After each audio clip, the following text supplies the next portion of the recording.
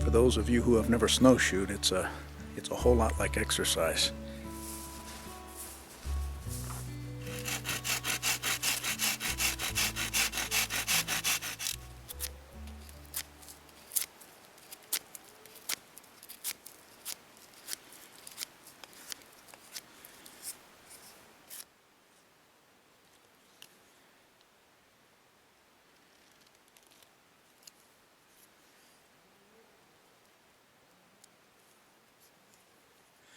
And when you're done, it should look like that.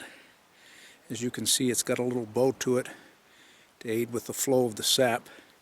I've also notched a little piece there in the end, and that's to hang my container from. And then if you can see, I've kind of carved out a little in the middle to provide a little easeway for that sap to flow.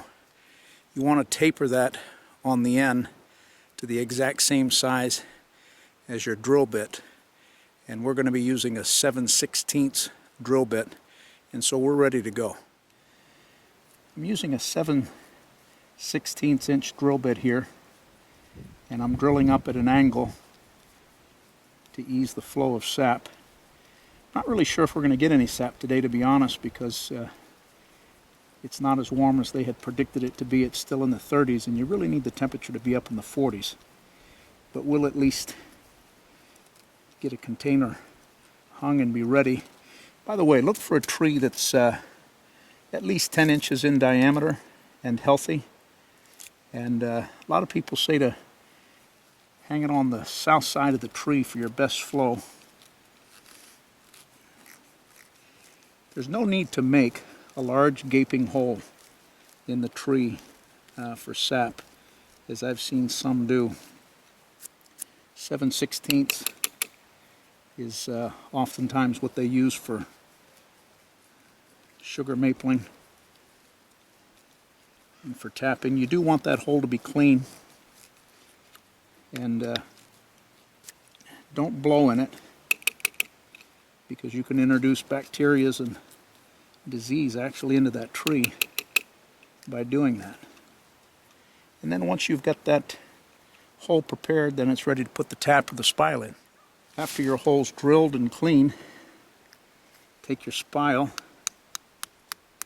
I've got my small camp axe here, and don't drive it in overly deep. Just make sure it's in there good and snug. You can kind of hear when it's flush.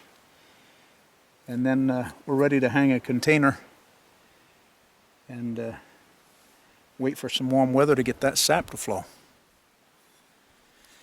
I thought I'd take the time to show you a manufactured spile if you've never seen one. This is what people who are in the professional maple syrup business would use. Obviously they're not going to take the time to carve hundreds out of wood like we showed you. But this is kitchen grade stainless steel, and as you can see, the end here has an opening.